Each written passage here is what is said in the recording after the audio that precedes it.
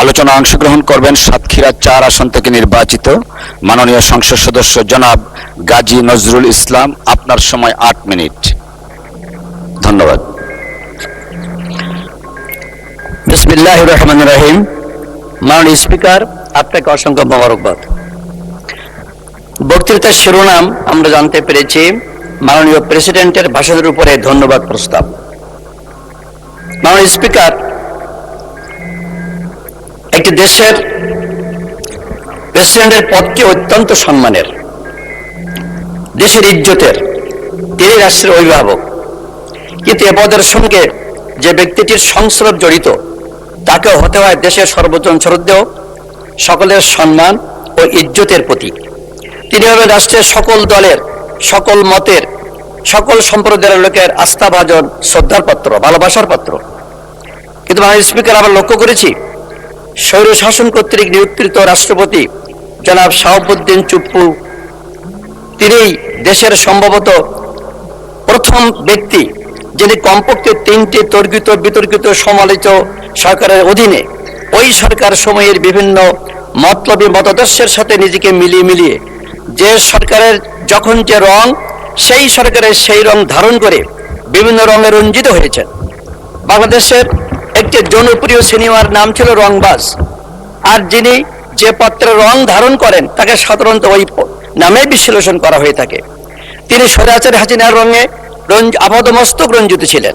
তিনি ইন্টারিম গভর্নমেন্টের তত্ত্বাবধায়ক সরকারের তাত্ত্বিক রঙে রঞ্জিত ছিলেন। আবার তিনি বর্তমানের জুলাই চেতনার শতভাগ রঙে রঞ্জিত।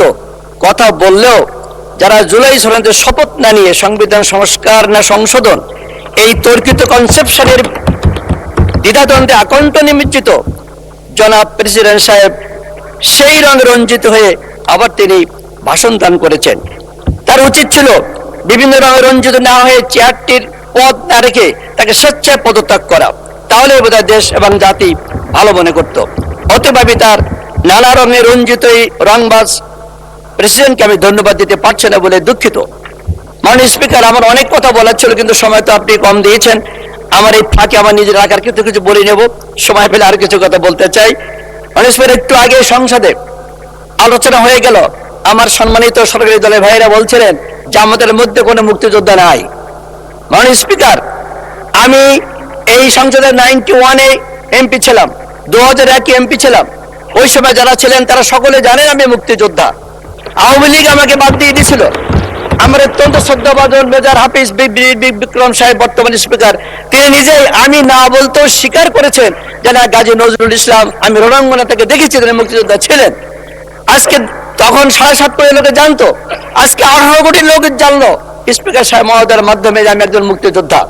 আমি এই সুযোগে অনুরোধ করবো মুক্তিযোদ্ধা মন্ত্রী মহোদয়ের কাছে, যার দেখা উনি স্বীকার করেছেন, বলেছেন আমার মুক্তিযোদ্ধার সার্টিফিকেটটা উনি যেন আমাকে সরবরাহ করেন, আমি আবেদন জানাচ্ছি। মাননীয় স্পিকার, আমি আমার আগের কথা একটু বলতে চাই।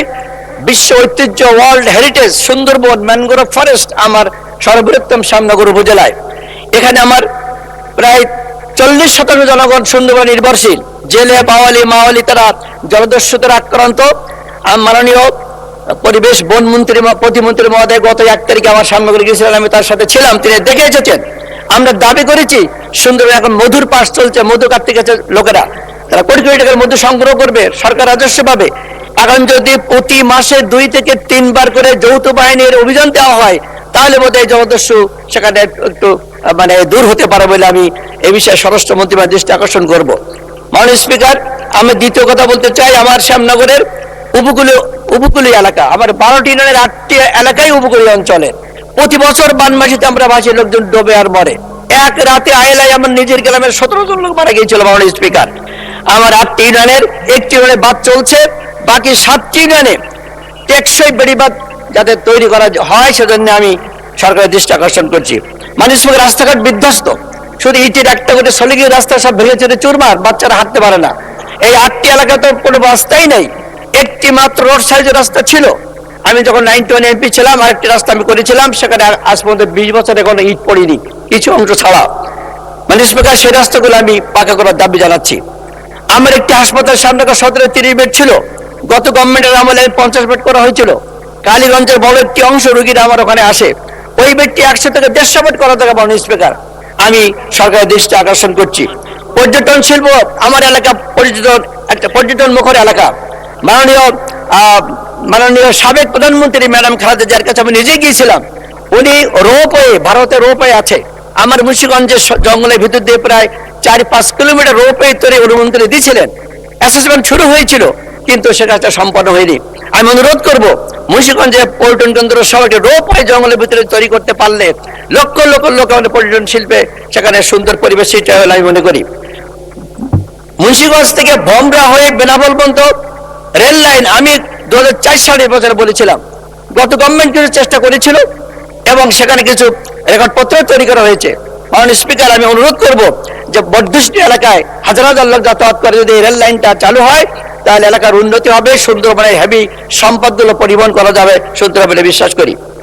আমাদের শ্যামনগরের বিদ্যুৎ ব্যবস্থা মোটামুটি এখন লাইন অনেক বর্ধিত পেয়েছে। 33 কেবি লাইন আমাদের শ্যামনগর বা কালীগঞ্জের মাঝখানে করা দরকার, না বারবার বিদ্যুৎ চলে যায়, লাইন ঠিক থাকে না। মাননীয় স্পিকার, সাতক্ষীরা একটি বিজ্ঞান এবং প্রযুক্তি বিশ্ববিদ্যালয় স্থাপন করার পরিকল্পনা অতীতে ছিল, অনেক কাগজপত্র এগিয়ে গেছে। আমি দাবি করব এই সাতক্ষীরা জেলায় একটি বিজ্ঞান এবং প্রযুক্তি বিশ্ববিদ্যালয় যার যে কাগজপত্র তৈরি করা আছে সেটা যদি অনতিবিলম্বে কার্যকরী করা হলে ওখানে শিক্ষা ব্যবস্থার উন্নতি ঘটবে আমি মনে করি। মাননীয় স্পিকার, জলবদ্ধতা নিরসনে কপোতাক্ষ, মরিচপ, প্রাণসাগরের খাল এবং শ্যামনগরের যমুনা নদী মানে কাটা দরকার।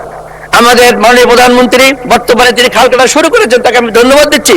তার মরহুম পিতা মেজর সাবেক প্রেসিডেন্ট জিয়াউর রহমান সাহেব তিনিও খাল কাটা শুরু করেছিলেন, আমরা তাকে ধন্যবাদ দিই। আমার শ্যামনগরে সাতক্ষীরার এই খালগুলো কাটা শুরু হয়, সাতক্ষীরা প্রাণ পাবে, শ্যামনগরে প্রাণ পাবে, জলবদ্ধতা নিরসন হবে এবং একটা প্রাণচাঞ্চল্য সৃষ্টি হবে স্কিপার। মানে স্পিকার, সাতক্ষীরা সদরে যে বাস টার্মিনালটা স্থানান্তর করা দরকার, সেখানে যানজট সৃষ্টি হচ্ছে। বাইপাস সড়কের পাশের সুবিধাবদ্ধ জায়গায় যানজটটি তৈরি করলে সাতক্ষীরা রাজহল একটা পরিবেশ সুন্দর হবে আমি বিশ্বাস করি। মাননীয় স্পিকার, আমার এলাকার অনেক সমস্যা আছে, সেগুলো আমি পরবর্তী পর্যায়ে ডিউরেটের মাধ্যমে মন্ত্রী মহোদয় আমি বলবো ইনশাল্লাহ। মাননীয় স্পিকার, আমি আশা করছি একজন মুক্তিযোদ্ধা হিসেবে আপনার সকলে মুক্তিযোদ্ধাকে শ্রদ্ধা করেন, আমরা করি।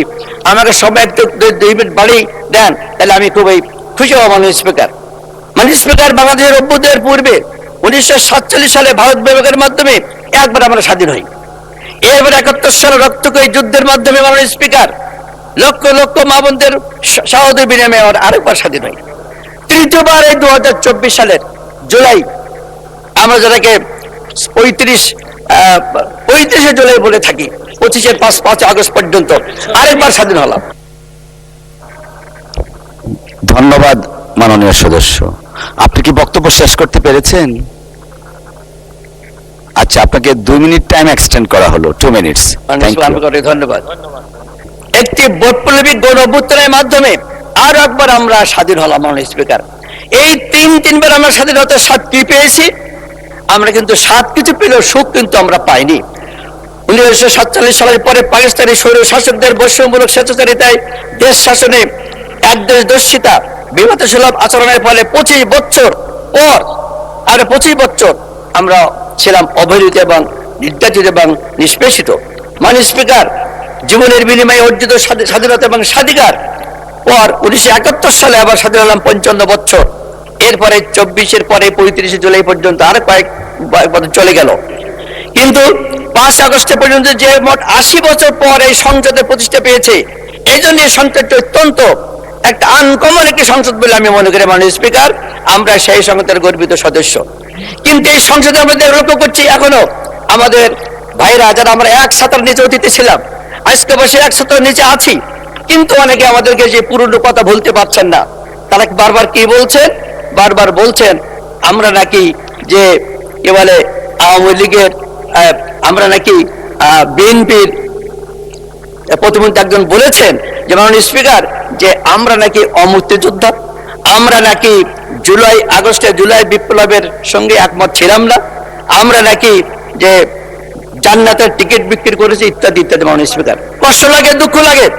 আমরা যখন বিগত 1991 সাল থেকে একসাথে ছিলাম, ভাই ভাই ছিলাম, আমরা তাদের সাথে ছিলাম, তখন আমরা ছিলাম বন্ধু। ভাইরা এখন আমরা একটু পৃথক হয়েছি, আমরা কিন্তু অবন্ধু হয়ে গেলাম। আমি মনে করি এই চিন্তাটা করা ঠিক হবে না। মাননীয় স্পিকার, আওয়ামী লীগ ভোটসর বলে সকলেই বলে, জাপা 10টি হুন্ডা 20টি গুন্ডা নিয়ে ভোট চুরি করে যে সকলেই পড়ে। ইন্টারিম গভর্নমেন্টের সময় আমরা দেখলাম